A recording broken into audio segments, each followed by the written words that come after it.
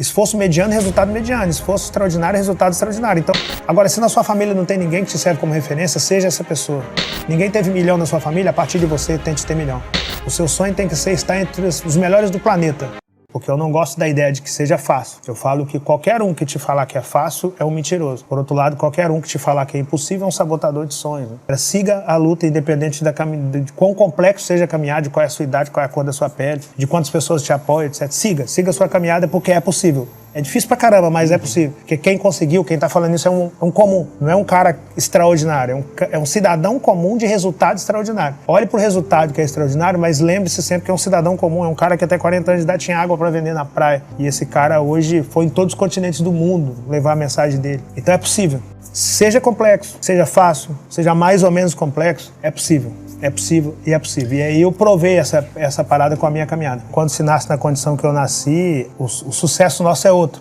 Não pegar num fuzil já é ser bem sucedido. Não ser o próximo corpo estendido no chão já é ser bem sucedido. A sua mãe não ter que te visitar em uma penitenciária já é ser bem sucedido. Os nossos primeiros milhões é isso. Sair da fome, da miséria, da escassez, isso já é milhão na conta para quem nasceu na realidade que eu nasci. Então tem duas maneiras de ser milionário. Uma delas é propriamente tendo R$1 milhão em nota lá na sua conta. Outra é nascer na condição que eu nasci e chegar aos 40 pela porta da frente, sem ter pisado na bola comigo mesmo e ter proporcionado ao meu pai aquilo que eu não queria que a minha filha proporcionasse a mim.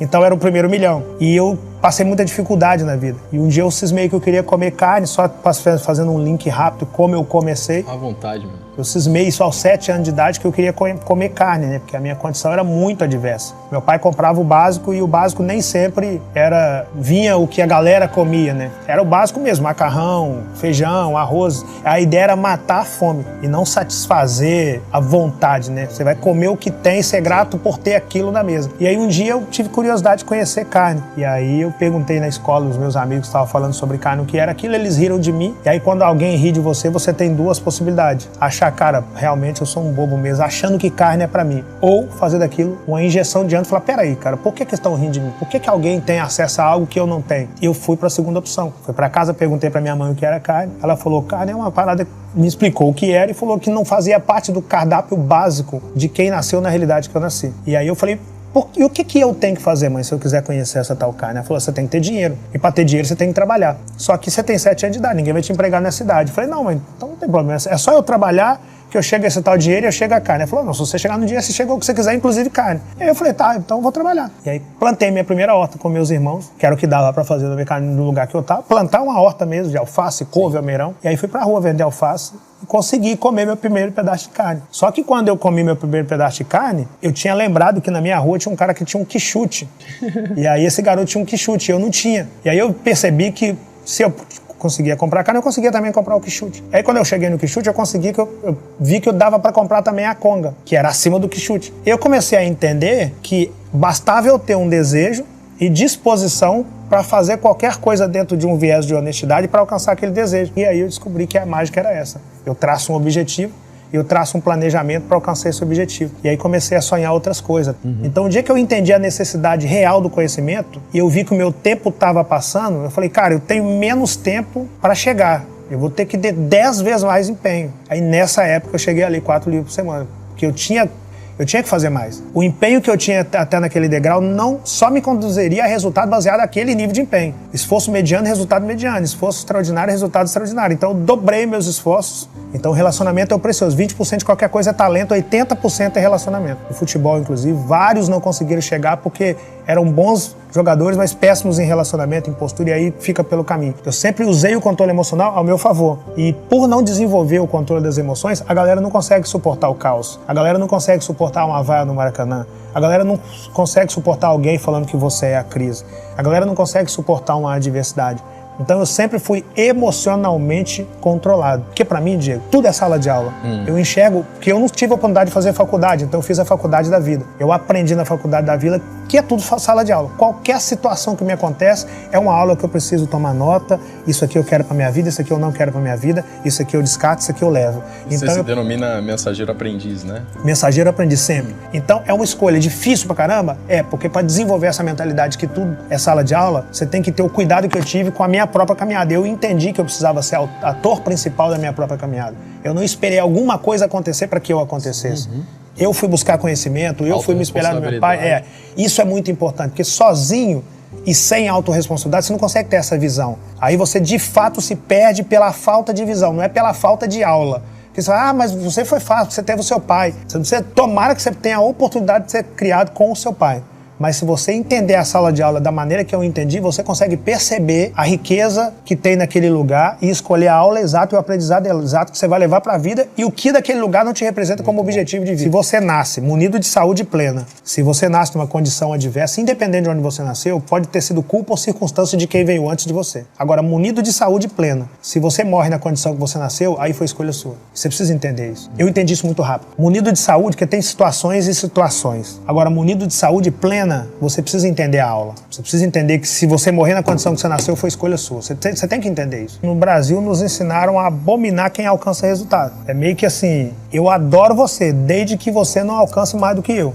A vida aqui embaixo pode ser um caos, nada de justiça, ou quase nada de justiça, mas Deus, meu parceiro, se você plantar, você vai colher aquilo que você plantou. Na hora dele, na hora que for sua vez, ninguém toma o seu lugar. Não tem alguém que chega atrasado ou chega adiantado, é tudo no tempo dele. 1 Pedro capítulo 5, versículo 6, humilhar-vos, porém, debaixo da potente mão do Senhor Deus, para que no seu tempo ele venha exaltar. Então, se você tiver a fé que eu tenho, o garoto de comunidade eu falo, se tiver a fé que eu tenho e a lealdade que eu tenho para plantar aquilo que eu quero colher, você vai colher. Talvez você não colhe na velocidade que você quer, mas você vai colher. Segundo, não esquecer de ser grato ao degrau que você está. Seja lá qual for a vida, como que tá dentro da casa do garoto que chegou na comunidade. Chega lá no caos. Tudo que outro garoto queria ter é a vida que ele tá chamando de péssima. Ele tem que saber disso. Então eu preciso ser grato ao degrau que eu estou e tá de olho no próximo nível. Porque a vida, ela tem uma precisão cirúrgica em punir o ingrato e deixar ele naquele degrau ou jogar ele escada abaixo. Se ele não é grato ao que ele tem, ele não é digno de ter mais do que aquilo. Terceira, o partilhar. Eu costumo dizer que o doar desbloqueia o receber. A vida tem uma precisão cirúrgica em desbloquear o receber daquele que doa. Isso, inclusive, é capítulo do meu segundo livro. Tente entender a sua família.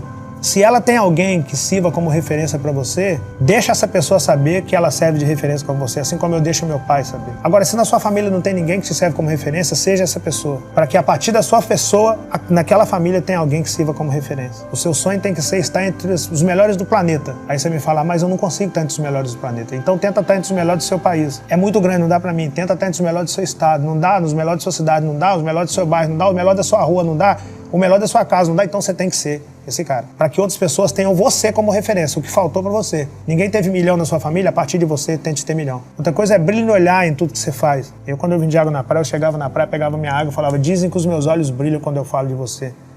Assim como você, quando fala do futebol, o seu olho brilha. Quando você fala da bola, o seu olho brilha. Quando você fala de jogo, o seu olho brilha. Era muito nítido. Eu tive a grata felicidade de te assistir no Maracanã, levantando várias taças. Era nítido o brilho no olhar. Não apenas na vitória, mas na derrota. Você fala, eu preciso entender essa derrota para que a gente corrija isso. Que às vezes em uma derrota se encontra a chave da próxima vitória. E você mostrava isso na sua clareza, na sua convicção de que dava para dar a volta por cima depois de um jogo muito ruim. Venda não é dom. Algumas pessoas falam, eu tenho um dom de vender. Não, parceiro, se você fala que tem um dom de vender, você precisa aprender sobre venda, porque venda não é dom. Olha só. Pura técnica, é igual futebol. É técnica, é treinamento. Você treinava cobrança de pênalti, porque se um dia você fosse convidado a cobrar um pênalti, você precisa saber o que fazer quando a bola tá ali, suportar a pressão. Era treinamento. Se você não treina, você não consegue fazer bem. E o vendedor, o bom vendedor, o diferencial dele é que ele treina. Que tipo de treinamento, assim? Fala. Primeiro, o controle emocional para lidar com os nãos. Porque o cara que alcança resultado extraordinário não é o que vende mais, é o que suporta mais não. Se você não consegue suportar não, você não consegue alcançar o extraordinário. O jogo do extraordinário não tem a ver com sim. Tem a ver com isso aqui, eu pegava minha água, eu precisava saber qual que era a minha meta. A meta de um jogador de futebol na Libertadores é ganhar a Libertadores. A minha meta era vender água. Então eu precisava determinar quantas águas que eu quero vender por dia. Eu determinei que eu ia vender 10 amarrado, farto, mala de água, que é aquela que vem 12 dessas. Meta ambiciosa? Ambiciosa, não é fácil não, é pra qualquer um. Porque meta fácil qualquer um faz, eu não sou qualquer um. 120 garrafas de água por dia. Aí o que eu precisava saber para vender 120 garrafas de água?